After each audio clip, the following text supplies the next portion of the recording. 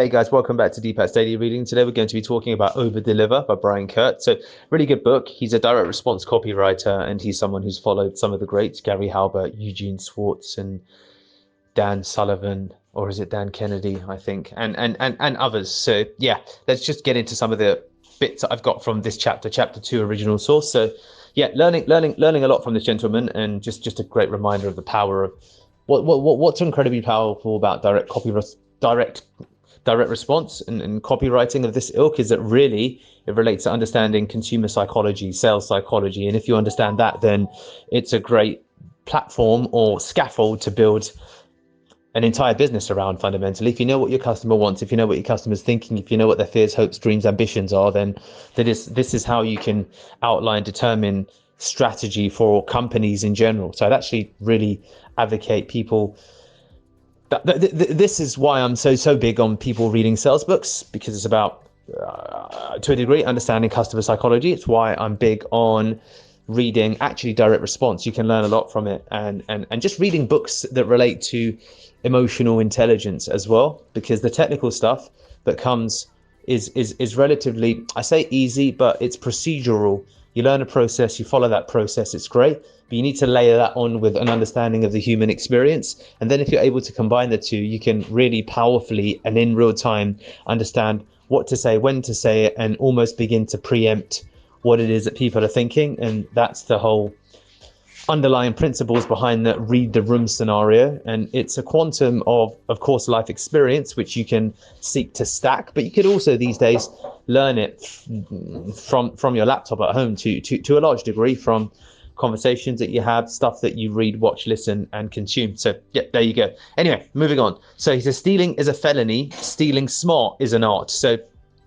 the principle behind this is do what's already working, look at people that are already having success. And it really, again, reminds me of I forget the name of the book by Michael Masterson, but you should take what is performing well in the market and rip it off and change and tweak it very minimally to invent a seemingly new product. So do what's working is the whole principle behind this. And then also you should learn from the copywriting masters. So at one level, I read people such as Benjamin Hardy, fantastic author. He's an educational psychologist, and I'm really he's a current developmental psychologist, and the psychology of performance and how quickly it's developing is something that's a really fascinating area in general. A lot of the stuff that we do read is the more famous stuff that might focus around willpower, that focus around mindset is fantastic. Don't get me wrong, it's where some of the greats come from. Zig Ziglar, Brian Tracy, Jim Rohn, and then subsequently Tony Robbins and the people that have followed. And nonetheless, there's the new age and current learnings, which are really great, and to a degree undercut some of the stuff that we've traditionally considered, read, or understood. If you've read 7 Habits of Highly Effective People, Chicken Soup for the Soul, Monk Who Sold His Ferrari, and that type of stuff, there's a lot of really interesting stuff within it. But then going back to what Brian Kurtz says, learning from the copywriting masters, in some cases, if you can learn from the OG or the original source, is that not better than to learn from the student of the student of a student? So yeah, I think there's a lot within that, and that's where, and I've not read it yet because you need to spend $400 to get the damn book. Breakthrough Advertising is a book by Eugene Schwartz. It keeps coming up in a written format. It doesn't exist on Audible, and it seems that the print edition stopped or something, but it's gained cult following in the copywriting community, and it is something that I'd like to get my head around at one point and get the book and study it. So that's the idea. So read everything you can, always be on the lookout for irresistible headlines and copy that just draws you in. So always being on the lookout for irresistible headlines and copy that draws you in, and then looking at swipe files as your secret weapon. So what does that mean? You should stack somewhere proven strategies from successful campaigns within copywriting. Now, what's interesting about copywriting is it transcends medium.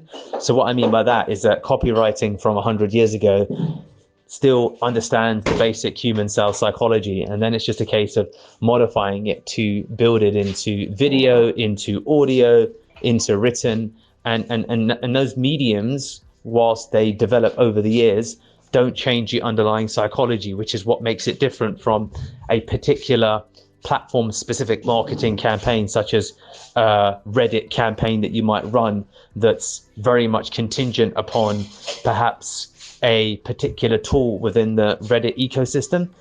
Of course, it's also a great way of framing swipe files, if you will, that can be platform agnostic, and or they can be evergreen within a platform. And just thinking about it in that manner, what are examples of evergreen marketing campaigns that are best in class that you could keep in your list of documents to then feed into any campaigns that you launch? So there you go. So yeah, swipe files are a proven collection of copy campaigns that have done millions that you can refer to when putting together any new campaign. So I think you could Google swipe files, and there's various libraries that exist online. So there you go.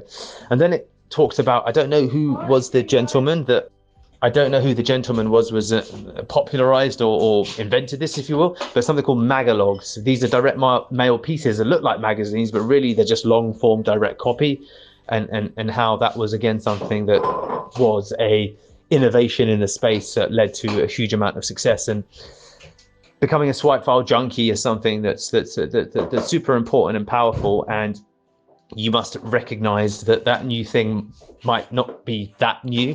And one of the things that people talk about is building lookalike audiences within Facebook as being something that was, wow, never been done before. But actually, this is just regressional analysis. It's a type of statistical analysis that was very, very normal within the direct mailing space, because you could run ultimately intelligence on large bodies of data sets based upon information gathered from direct response campaigns. So that's the way to think about it. And to that ilk, I don't recall where I read it exactly, but then just thinking about, for example, when you build a list, when someone subscribes, that's a real person.